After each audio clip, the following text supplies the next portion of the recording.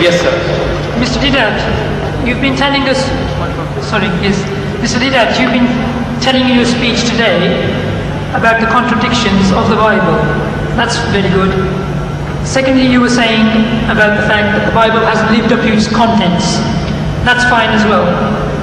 That's one side of the story, but can you scientifically show some facts from the Quran to show that the Quran is a revelation from God, please?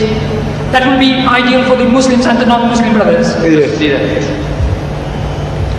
You see, there are so many things in the Quran which lends itself to scientific discoveries and proving of creation. For example, you see, if you meet one of these young men or learned people, those who say that there is no God, it's one of the answers to the previous question. Now it depends on the type of person that you are meeting. You can use the type of facts that you have at your disposal. You meet a man of learning, a doctor, a professor of astronomy, biology or whatever, and yet he says that there is no God.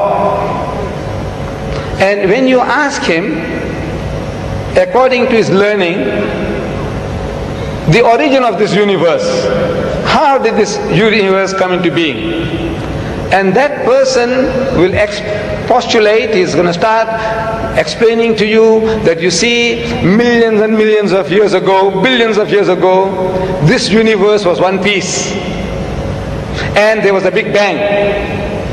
And out of that Big Bang, that explosion, this universe came into being and things started moving in space, and they have been ever since moving at a regular pace.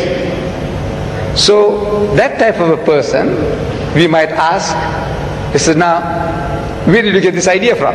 When did you learn this about the Big Bang? He said, no, yesterday.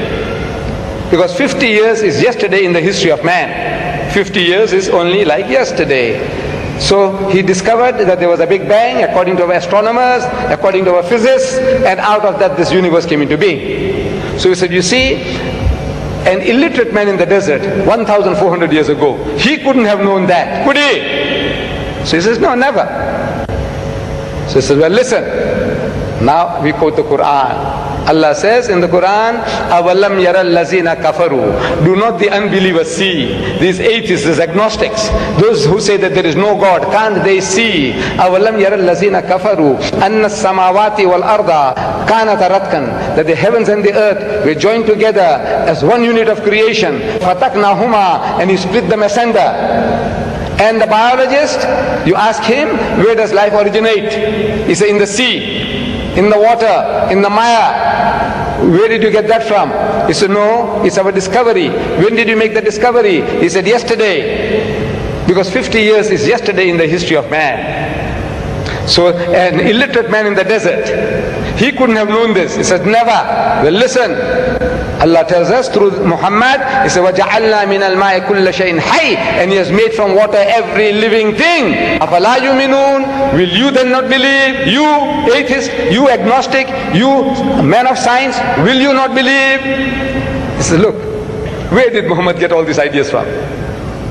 Plant life, animal life, vegetable life, every life, he says, has got pairs. 1400 years ago in the desert, this man is talking.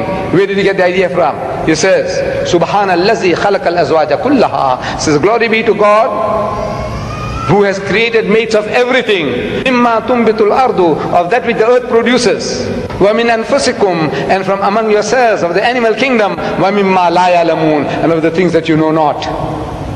Male, female, positive, negative. He says created mates of everything, of the things that you know and of the things that you don't know.